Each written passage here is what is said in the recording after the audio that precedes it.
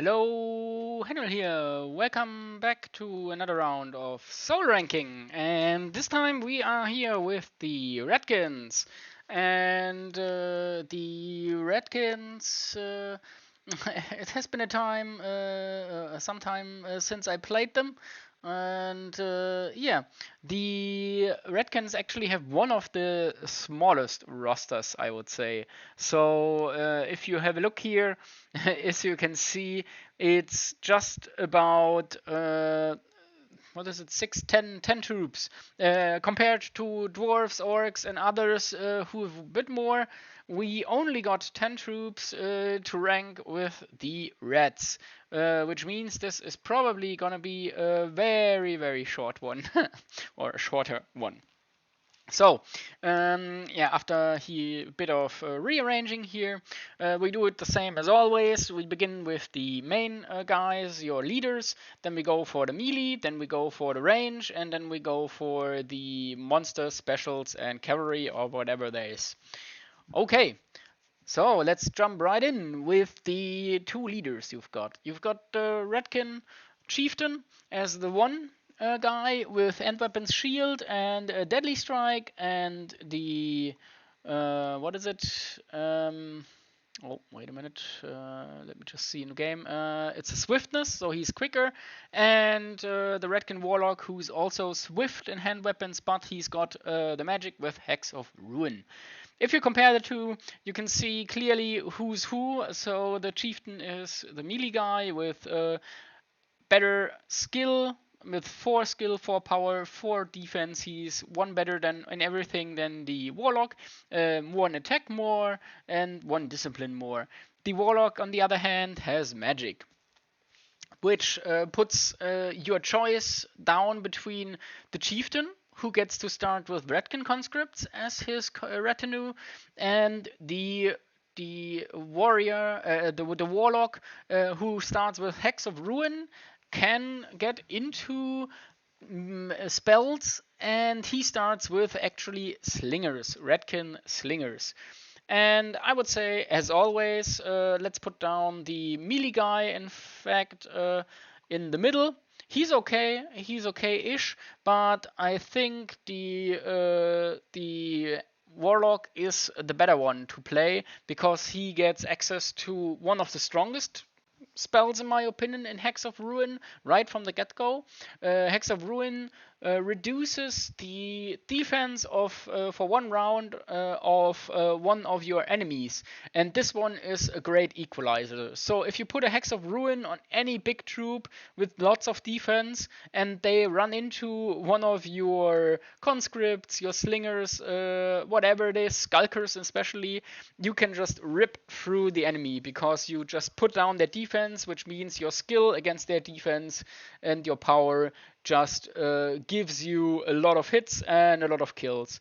Deadly Strikes, on the other hand, from your Chieftain, is your multi-wound killer. So if you put the Ratkin Chieftain with his conscripts, for example, against Ratkin Alphas, monstrosities, the dinosaurs, or whatever, he can, in fact, kill one-on-one the enemy very quickly. The enemy boss, or if it's a single target unit with lots of wounds, you can really kill him with the Chieftain. So he's your anti monster unit, but that's his only thing. He can activate it once per battle, and he can only use it this one time, so it has to sit, and you only have 3 attacks in the beginning, so 3 attacks is not much. You can upgrade that, of course, with weapons, with stuff, so you get more attacks over time with him, and the Redkin Chieftain can actually get really strong as a melee character.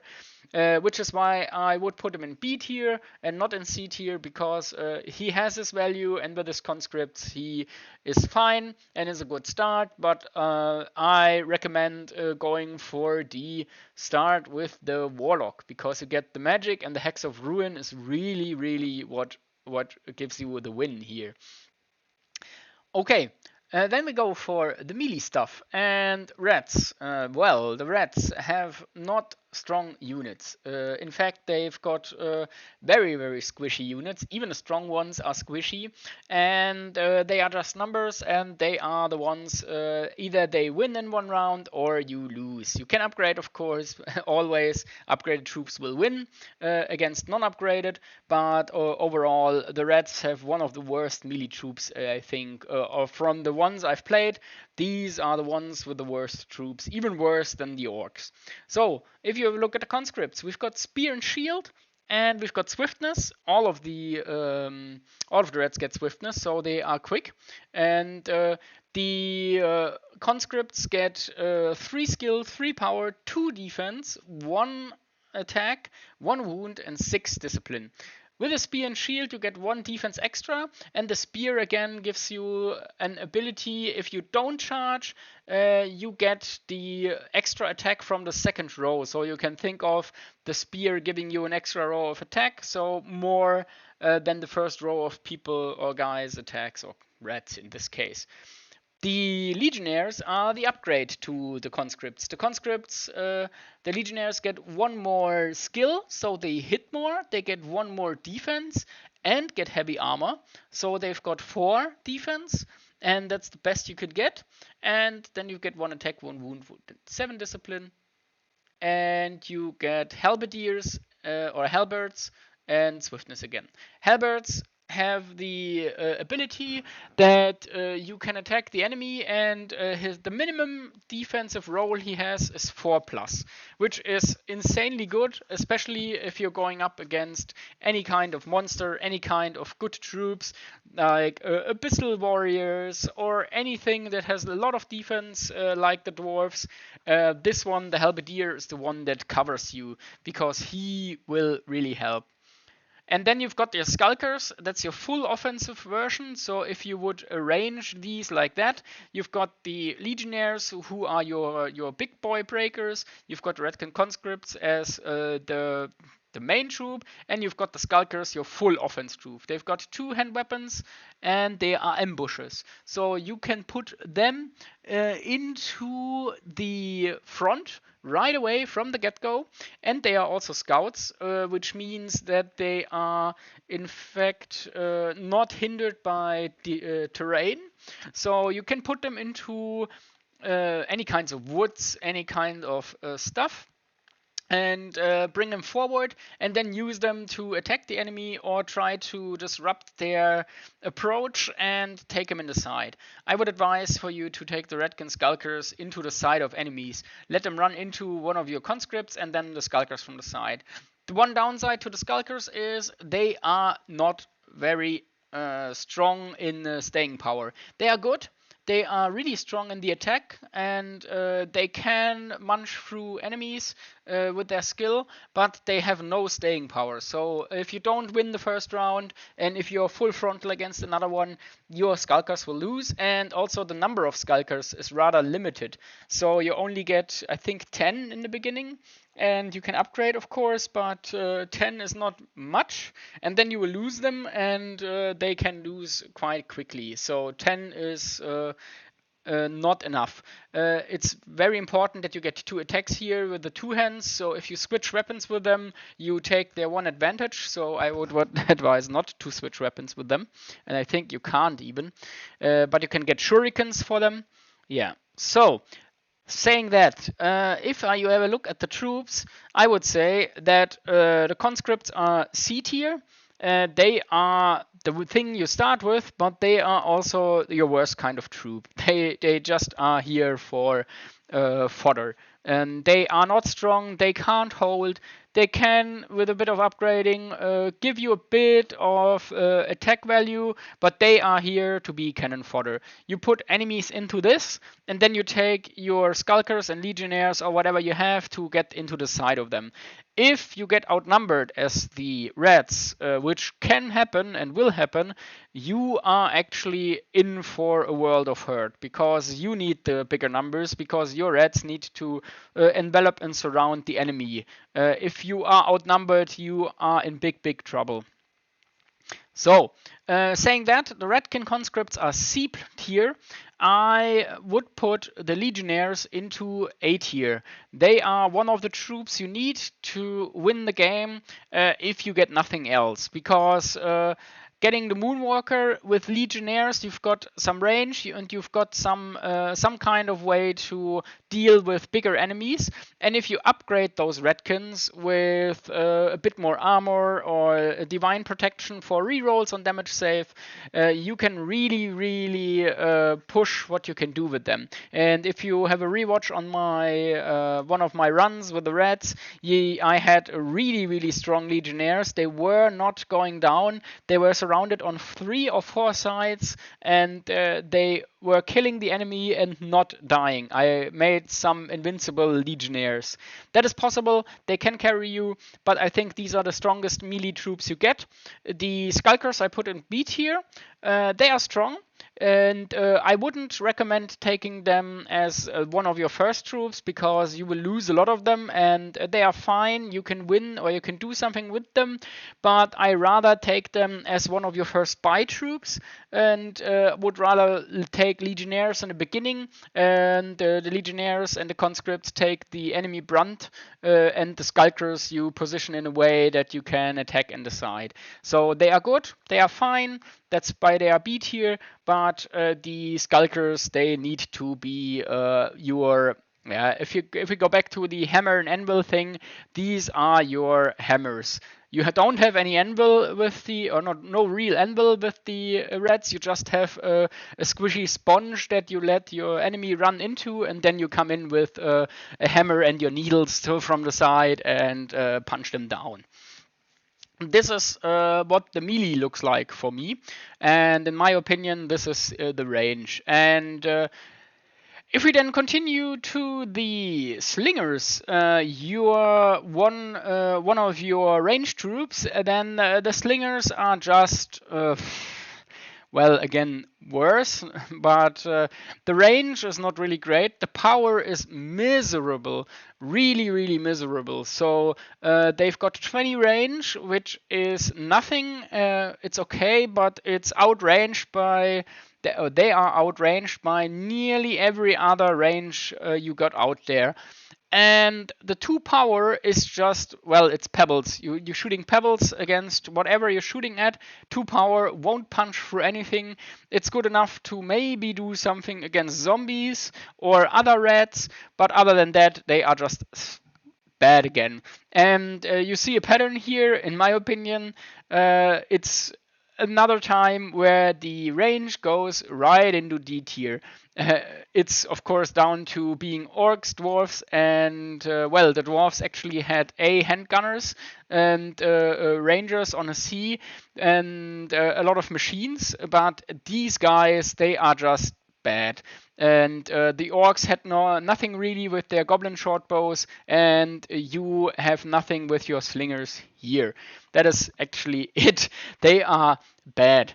And you can't rely on them. They are your first troop for the warlock. So if you take a warlock, you already have slingers. So don't ever take a second group of slingers. You will suffer. You will hate yourself and the game for it, because a double slinger won't get you anywhere. If you take the warlock, take anything else other than a slinger.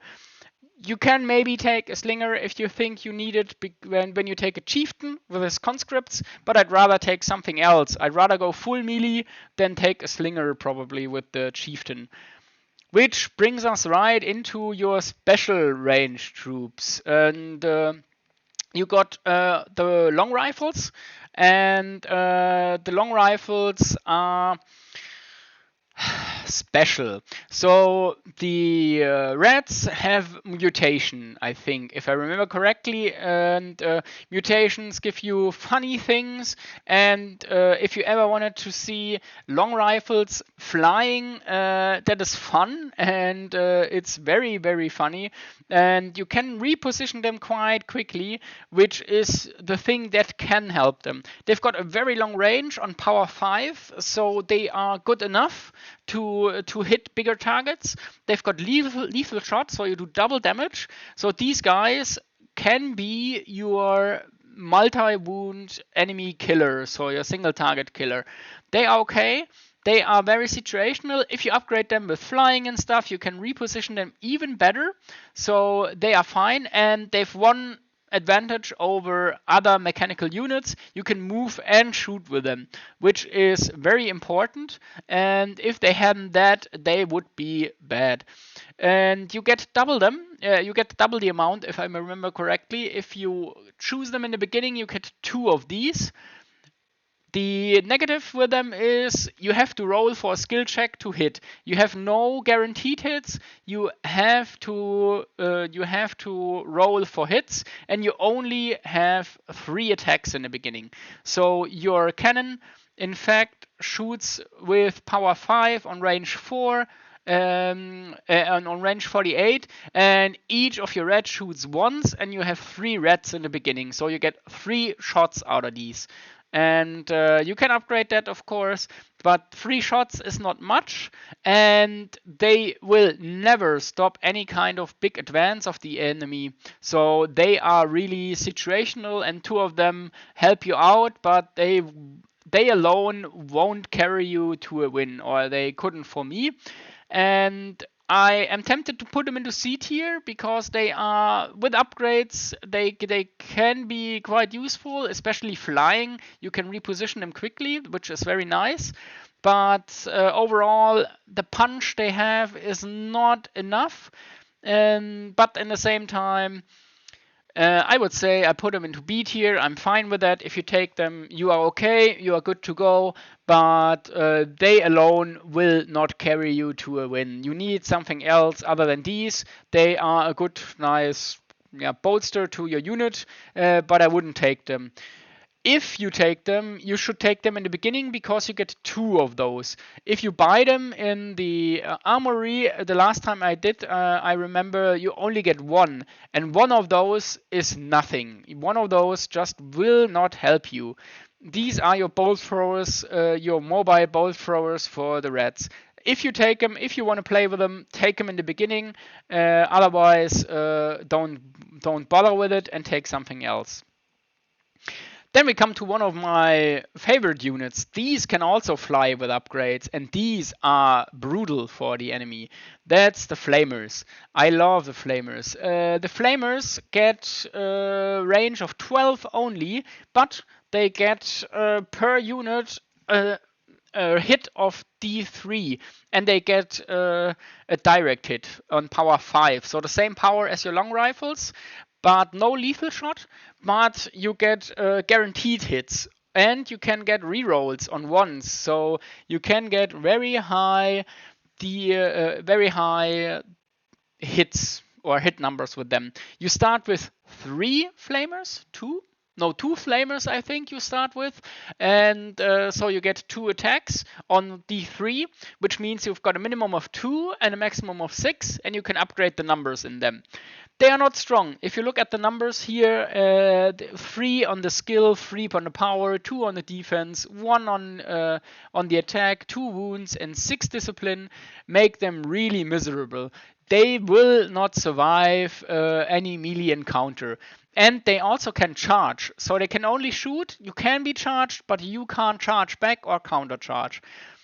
Still, saying all that, and keeping in mind that you can get them with swiftness and the flying, you can get flying flamethrower rats, and these guys grill the enemy. You can really run rounds around the enemy and harass them with them, and that puts them for me into A tier. I'd rather take flamers over long rifles, even though the long rifles have the double unit in the beginning, and they have lethal shots. I think the Ratkin flamers are the superior ones to the long rifles.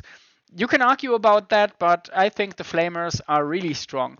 And in fact, if you're looking now into the A listing, into the A rank, you can see a good starting position for, in my opinion. You see a warlock with slingers, you see a legionnaire troop, and you see flamers. That is a good start in my opinion. With this you can do something. And I won the challenge, and if you want to see how you can win with the rats, you can watch the videos I did of my runs, and yeah, but I would always take a flamer over a long rifle. If you give me the option, I will take the flamer over the long rifle, I will take the legionnaires over the skulkers, and I will take the warlock over the reds. In the same vein, of course, if you go with a warlock, skulkers, and long range snipers, you are also fine. I think you can win, and I think you can do something with it. But I think the setup in row A is superior to the setup in row B. Then again, you can mix and match, and maybe your playstyle is different, but I think this is the way to go. Which leaves us with the last two for the Reds. And in fact, the last two are actually the carriers for the Reds again. The monsters. Just like with the orcs, I think the monsters are what keep the Reds in play. And with this small unit roster, it's actually very unfortunate that you get a bad range attacker on the slingers and not so good conscript melee, which leaves you with just 6 viable, in my opinion, troops plus the monsters. And the monsters are what keeps you in play, in my opinion. So, the Ratkin monstrosity is for me an A tier close to an S tier close to A tier. I put it into S tier because the Reds don't have much else to give that will win you a game. If they had anymore else or more troops, I probably would dock this down to an A tier because this monstrosity is nice. It is definitely a thing you can build your army around to win a run. You need one of the monsters to win a run, in my opinion, with the Reds. The monstrosity has the very, very important upgrade, the Stinking Aura, which gives the rerolls on the enemy, and it has Claws, which is a charge bonus on your first charge. It is fearless, so it doesn't lose any of the small discipline it has. It has Frenzy, which means it gets rerolls on its first attack in a round in a combat, and it's Swift. And you can see the stats. It has not enough skill to hit, quite good, but with upgrades you can push that up. And it has a lot of power with 6, a lot of defense, a lot of attacks, actually, a lot of wounds, and discipline 6. If you can upgrade the attacks, not so much, but more importantly, if you upgrade the skill, you hit more. And with the Claw and the Frenzy, you really are going to all-out hit them. And the Stench, the Putrid Stench aura, will make it so that with the enough defense and the Putrid Stench, you don't get many wounds in. Which is why, in my opinion, you use the Ratkin monstrosity as one of your linchpins in the army to win one of the runs. This is something you need. I think you can make do with your A's and B's. If you get enough of them, you can probably win. But if you really want to guarantee a win with the Reds, you should take a monstrosity. It is just that strong, in my opinion. In the same row, we take the Ratkin Alphas. These guys are, I would say, the smaller version of the monstrosity. They got the claws again, so also on charge they get power, and they are swift. And that is it. They don't get the Putrid Stench aura, so they don't get the defensive value, and they also don't have the stats like the monstrosity. So if you see that, 1 less power on the 5, they got 2 less defense, they got 3 less attacks per red, and they got 3 less wounds, and they got less discipline and no fearlessness. So these Ratkins actually, these Ratkin Alphas are a worse option of the monstrosity. At the same time, you can get more of them. So you start, I think, with 3 of those in the beginning, and you can upgrade to 5, I believe. And 5 for 3 attacks in one row, they just take up a lot of space and they hit like trucks. So 5 for 3 attacks is 15 attacks in total, and 15 attacks gives you a lot of strength, especially with the power and the skill they have. And if you upgrade them a bit, they become real beasts. So they can get stronger than the monstrosity, but on its own, a monstrosity is your carrier. And but still, if you don't get a monstrosity, get an alpha. That's also why I put the alpha behind the monstrosity. I'd rather take a monstrosity than a group of alphas. But if you give me a choice between alphas and anything else, I will take the alphas because they will guarantee you a win. I would say getting an S tier is a troop, a unit you need to guarantee a win. And these two monstrosities for the Reds guarantee you a win. That is it. Simple as that.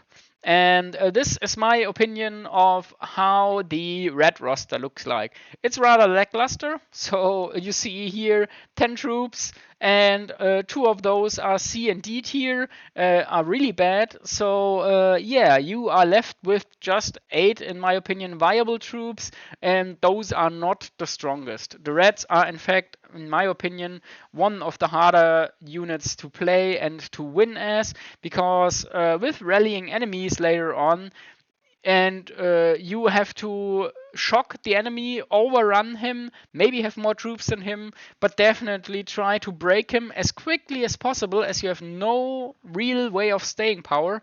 And if you can't break them, you are in a world of hurt. For example, against the Undead Legion, you are just suffering because they won't break, and if they don't break, you break. And that is basically it. So the Reds, you need something to hit hard, hit fast.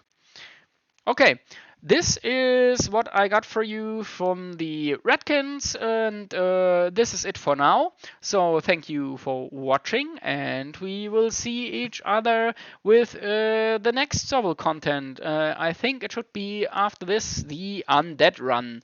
So thanks for watching, and see you then.